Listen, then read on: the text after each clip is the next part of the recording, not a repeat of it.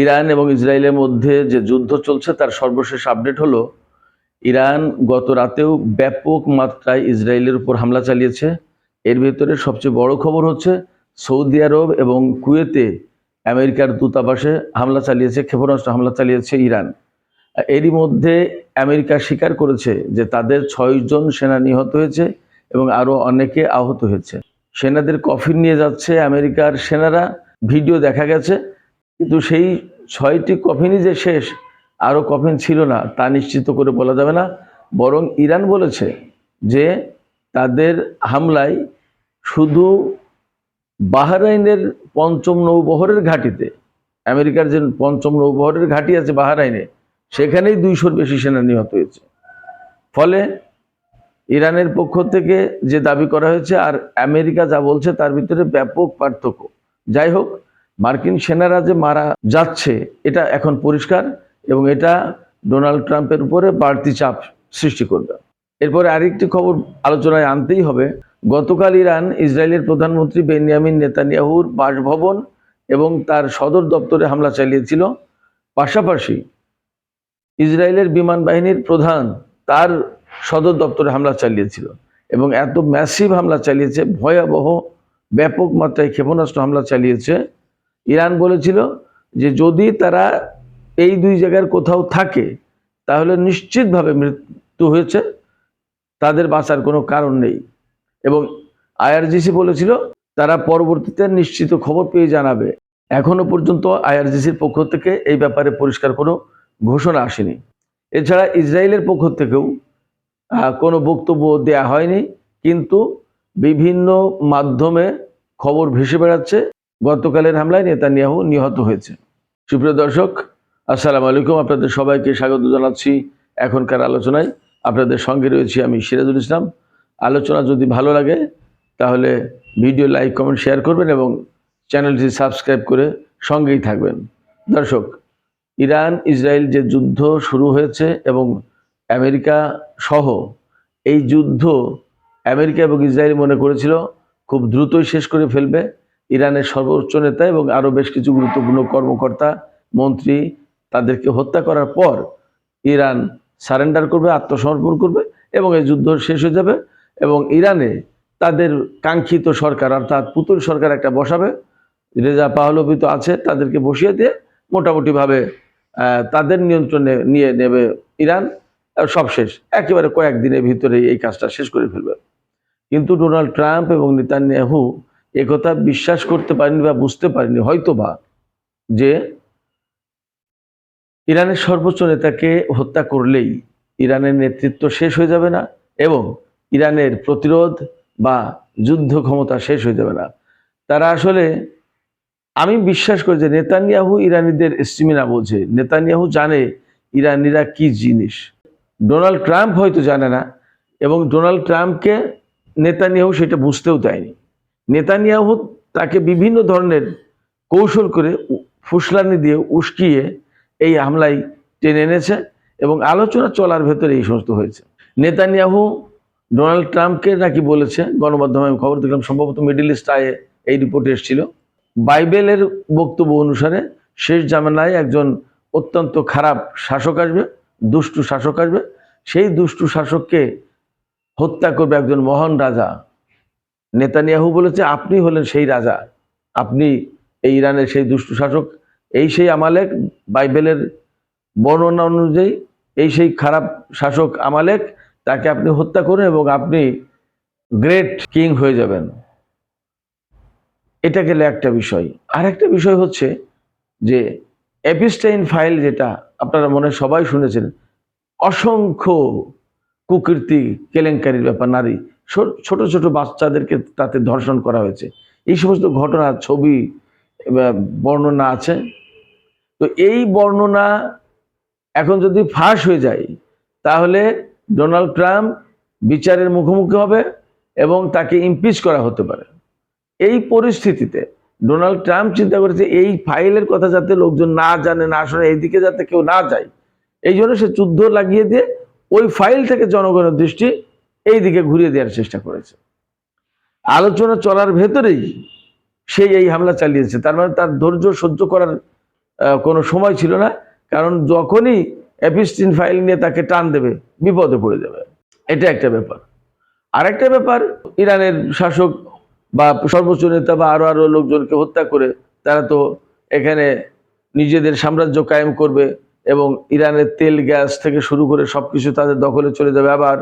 আবার সেই শাহের আমলের সেই রাজতান্ত্রিক শাসন ফিরে আসবে, তাদের পুতুল সরকার বসবে, আমেরিকা ইসরায়েল যা বলবে এরা তাই শুনবে, যেমন মধ্যপ্রাচ্যের অন্যান্য দেশে যা হচ্ছে। এরকম একটা প্ল্যান ছিল, অন্তত গণমাধ্যমের খবরে বা সামগ্রিক পরিস্থিতি থেকে এইরকম একটা চিত্র আসে।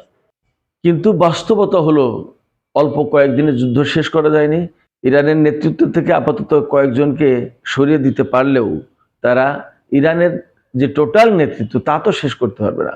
এবং ইরানে সরকার পতন হচ্ছে না, ইরানে তাদের প্রত্যাশা মতো সরকার গঠনও হবে না, এবং ইরান তার মতো করেই চলবে। আমেরিকা ইসরায়েলের যে প্রত্যাশা সেটা আসলে বাস্তবায়ন হচ্ছে না। শুধু তাই না, তারা ইরান দখলও করতে পারবে না। শুধু তাই না, আমি একথাও বলবো যে ইরান যে প্রতিরোধ গড়ে উঠেছে, এই প্রতিরোধ 2 দিনে শেষ হবে না।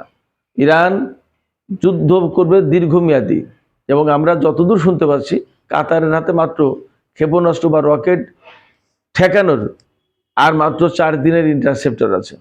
সংযুক্ত আরব আমিরাতের হাতে আছে নাকি 7 দিনের, কুয়েতের হাতে, সৌদি আরবের হাতে, বাহরাইনের হাতে আদৌ আছে কিনা বা কতদিনের কি কিছু বোঝা যাচ্ছে না। এই যে সৌদি আরব, কুয়েত, বাহরাইন, কাতার, সংযুক্ত আরব আমিরাত, জর্ডান, বিভিন্ন দেশে ইরান হামলা চালিয়েছে। এই হামলাগুলো মার্কিন ঘাঁটিতে না, শুধু মার্কিন দূতাবাস, মার্কিন যত স্বার্থ আছে সে সমস্ত জায়গায় হামলা চালানোর চেষ্টা করছে ইরান। এর মানে হচ্ছে যে এই সমস্ত দেশগুলো দিয়ে আমেরিকার উপরে চাপ সৃষ্টি করা হবে যে তোমরা আমাদের দেশ থেকে চলে যাও, তোমাদের কারণে আমরা আর ঝামেলায় পড়তে চাই না। শুধু তাই না, এখন এই কথাও পরিষ্কার হয়ে যাচ্ছে আমেরিকা যে আরব এই সমস্ত দেশের নিরাপত্তা দিতে চেয়েছিল, সেই নিরাপত্তা দিতে পারছে কই? সৌদি আরব, কাতার, বাহরাইন, সংযুক্ত আরব আমিরাত, কুয়েত, এই সমস্ত দেশে যে আমেরিকার ঘাঁটি আছে, সেই ঘাঁটিরই তো নিরাপত্তা দিতে পারছে না। ইরানের ক্ষেপণাস্ত্র তো তছনছ হয়ে গেছে সব। তাহলে এই দেশগুলো এখন বুঝতে শিখবে বা বলবে যে আমেরিকাকে বলবে, ভাই তোমরা তো আমাদের নিরাপত্তা দিতে চেয়েছিলে, আমাদের নিরাপত্তা তো পরের কথা, তোমাদের নিরাপত্তাই তো দিতে পারছো না, সেক্ষেত্রে আমাদের নিরাপত্তা তোমরা কিভাবে দেবে? তো দয়া করে তোমরা যাও, আমাদের আর ইরানের সাথে গোলমাল করার, দ্বন্দ্ব ঝগড়া করার, যুদ্ধ করার দরকার নেই, আমরা আমাদের ব্যাপারটা দেখব। ইরান এই দিকে টার্গেট করেছে। আর আমেরিকা এবং ইসরায়েল তো ইরানের সরকার পতন করে সেখানে তাদের মতো পুতুল সরকার প্রতিষ্ঠা করতে চায়। দুই পক্ষের দুই রকম লক্ষ্য আছে। এখন আমি সবসময় বলছি, এই যুদ্ধের ভেতর দিয়ে একটা বিষয় পরিষ্কার হবে, আমেরিকা ইসরায়েলের প্রভাব প্রতিপত্তি মধ্যপ্রাচ্যে থাকবে নাকি ইরানের ইসলামী সরকার টিকে থাকবে, এই দুটো বিষয়ের ফয়সালা হবে। সেক্ষেত্রে যদি যুদ্ধ দীর্ঘায়িত হয়, এবং ইরানের টার্গেট হচ্ছে যুদ্ধ দীর্ঘায়িত করা, তো যুদ্ধ দীর্ঘায়িত হলে আমেরিকা, ইসরায়েল সবারই স্টক পাইল ফুরিয়ে আসবে। কারণ হচ্ছে আমেরিকা দীর্ঘদিন ধরে ইউক্রেনে যুদ্ধ চালাচ্ছে রাশিয়ার বিরুদ্ধে। ইউক্রেন যত অস্ত্র ব্যবহার করে তার ম্যাক্সিমাম 90%-এর বেশি আমেরিকার অস্ত্র আমেরিকা দেয়, সেইটা দিয়ে যুদ্ধ করে। এটা 2022 সাল থেকে যুদ্ধ করে আসছে, প্রায় 4 বছর হয়ে গেল। তো এই যে যুদ্ধ, সেখানে আমেরিকার অস্ত্র ব্যাপকভাবে সাপ্লাই দিতে হয়েছে। আবার ইসরায়েল হামাসের বিরুদ্ধে 2 বছরের বেশি সময় ধরে যুদ্ধ করেছে। লেবানন, ইয়েমেনের হুতি আবার ইরানের সাথেও যুদ্ধ করেছে। কত অস্ত্র থাকতে পারে তাদের হাতে, এটা তো বাস্তবতা। এবং সব অস্ত্র যে ইরানের বিরুদ্ধে যুদ্ধ করতে খরচ করবে, আমেরিকা যে সারা বিশ্বে 800 ঘাঁটি আছে, সে সমস্ত ঘাঁটি কি হবে? তাহলে তো ওই সমস্ত ঘাঁটিতেও হামলা হবে, তখন অন্যান্য এলাকার দেশ থেকে হামলা হতে পারে, চীন, রাশিয়া, অনেক কিছু করতে পারে। সেক্ষেত্রে সব অস্ত্র তো ইরানের পিছনে খরচ করবে না। এবং আমেরিকা যেহেতু সেই 10,000-12,000 কিলোমিটার দূর থেকে এসে ইরানের বিরুদ্ধে যুদ্ধ করবে, সেখান থেকে জাহাজে বা বিমানে করে অস্ত্র আনতে গেলেও সময় সাপেক্ষ ব্যাপার, চাইলেই তো তারা সবকিছু পারছে না। তার মানে আমেরিকার হাতে বেসিক্যালি খুব ভালো সাপ্লাই চেইন থাকবে না। ইসরায়েলের একই অবস্থা। তাহলে কি দাঁড়াবে? ইউরোপের অনেক দেশই ইরানের বিরুদ্ধে যুদ্ধে যোগ দেবে না, এমনটা খবর জানা যাচ্ছে। অস্ট্রেলিয়া বলেছে তারা এই যুদ্ধে জড়াবে না। ইরান যদি যুদ্ধ দীর্ঘ করতে পারে, তাহলে আমেরিকা ইসরায়েলের বেশ একটা বড় রকমের সংকট আছে সামনে, সে কথা পরিষ্কার।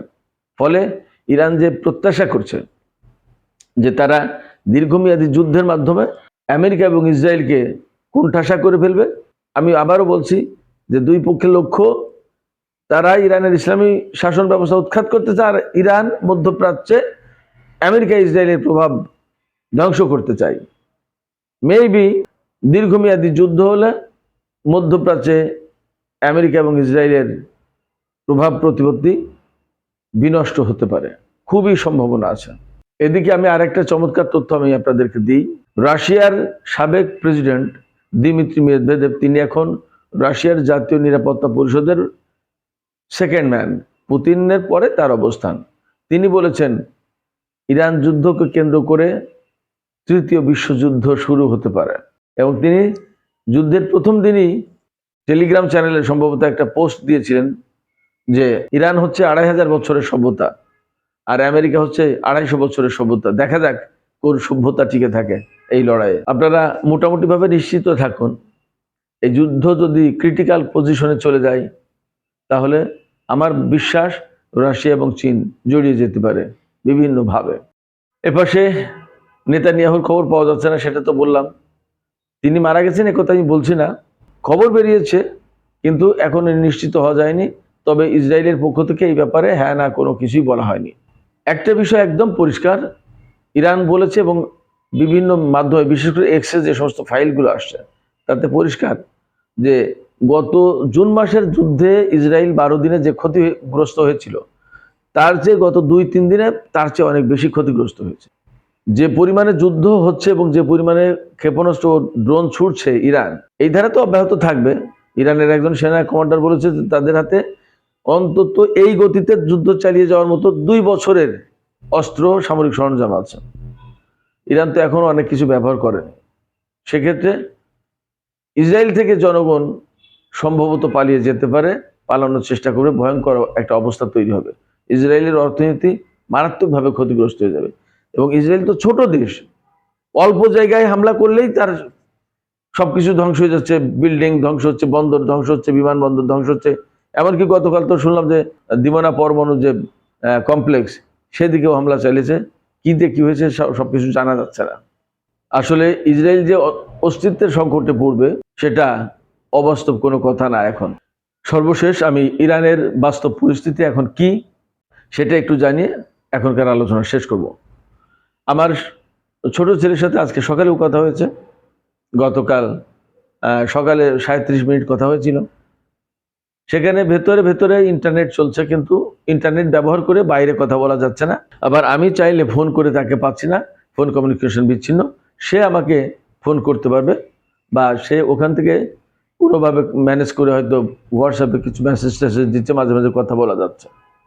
সে জানালো যে গত জুন মাসে যে যুদ্ধ হয়েছিল তার চেয়ে এবারে ইরানে একটু হামলা মানে হিট করছে বেশি শত্রুপক্ষের, অর্থাৎ আমেরিকা ইসরায়েলি মিসাইল। এবং সে বললো যে এইটা হওয়ার মূল কারণ হচ্ছে এবার বেশি ক্রুজ ক্ষেপণাস্ত্র ব্যবহার করছে, টোমাহক ক্রুজ ক্ষেপণাস্ত্র। টোমাহক ক্রুজ ক্ষেপণাস্ত্রটা আসে একটু নিচু দিয়ে, রাডারে খুব একটা ধরা পড়তে চায় না। তো আমার ছেলে বললো যে তারপরেও বাস্তবতা হচ্ছে যে প্রচুর পরিমাণে ক্ষেপণাস্ত্র ধ্বংস করছে, আমরা সেটা চোখে দেখতেই পাচ্ছি। আকাশে যে ইরানি বাহিনী ধ্বংস করে দেয় সেগুলো আমরা দেখতে পাচ্ছি, দেখা যায়। তো বললো যে আমেরিকা এবং ইসরায়েল এখনো মূলত সামরিক স্থাপনা, কৌশলগত স্থাপনা এগুলো লক্ষ্য করে হামলা চালাচ্ছে। এর ভিতরে বেশ কিছু হামলা হয়েছে, স্কুলে হামলা হয়েছে, হাসপাতালে হয়েছে, ইত্যাদি ইত্যাদি। তবে বাস্তবতা হচ্ছে যে আমেরিকা এবং ইসরায়েল বেসামরিক স্থাপনায় হামলা চালিয়ে অভ্যস্ত। তারা যে কোনো দেশে অভিযান চালানো শুরু করলে মূলত বেসামরিক লোকজনের উপর হামলা বেশি চালায়, এই কারণে যে তারা চায় ওই দেশের জনগণ ক্ষেপে যাক সরকারের বিরুদ্ধে। তারা বলুক যে সরকারের কারণেই তো এই হামলা, তাদের লোকজন মারা যাচ্ছে, অতএব সরকারের পতনের জন্য তারা বিক্ষোভ মিছিলে নেমে যাবে। কিন্তু বাস্তবতা হচ্ছে ইরানি জাতি, তাদের যে জাতীয়তাবাদী চিন্তা, তাদের যে শিয়া মাযহাবের একটা চেতনা, এই চেতনা, এই চিন্তা, এই মনোভাব কোনো মতেই আমেরিকাকে এই অভিযানের পক্ষে তারা কথা বলবে না, আমেরিকাকে এই অভিযান চালাতে অনুমোদন দেবে না। তারা কিন্তু এই অভিযানের পক্ষে না, বেশিরভাগ লোক এর বিরুদ্ধে। হয়তো হাতে গোনা কিছু সামান্য 1-2% লোক থাকতে পারে বা তারও কম থাকতে পারে, কিন্তু সেটা শেষ কথা না। ইরানের জনগণ কোনো মতেই আমেরিকাকে তাদের দেশে ধ্বংসযজ্ঞ করে আর একটা নতুন সরকার প্রতিষ্ঠা করবে এটা করতে দেবে না। তাদের বক্তব্য হচ্ছে আমাদের সরকার আমরা ঠিক করবো, আমেরিকা কেন? এটা হলো ইরানি জাতীয়তাবাদী চিন্তা। তো সুপ্রিয় দর্শক, এখনকার আলোচনা আমি এখানেই শেষ করতে চাই। যাবার আগে আমি আবারও একটা কথা বলি যে আমেরিকা এবং ইসরায়েল ইরানের সর্বোচ্চ নেতাকে হত্যা করার মধ্য দিয়ে যেভাবে দেশের সরকার এবং শাসন ব্যবস্থার পরিবর্তন আনতে চেয়েছিল সেটা এখনো সম্ভব হয়নি, এবং সেটা সম্ভব হবে কিনা আমার যথেষ্ট সন্দেহ আছে। আপনাদের কি মনে হয়? আপনারা কি মনে করেন সর্বোচ্চ নেতার হত্যার পরে ইরানে আমেরিকা এবং ইসরায়েল তাদের ইচ্ছামতো সরকার প্রতিষ্ঠা করতে?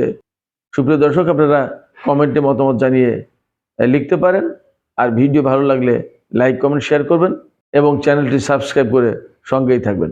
আপনাদের সবাইকে অনেক অনেক ধন্যবাদ। আল্লাহ হাফেজ।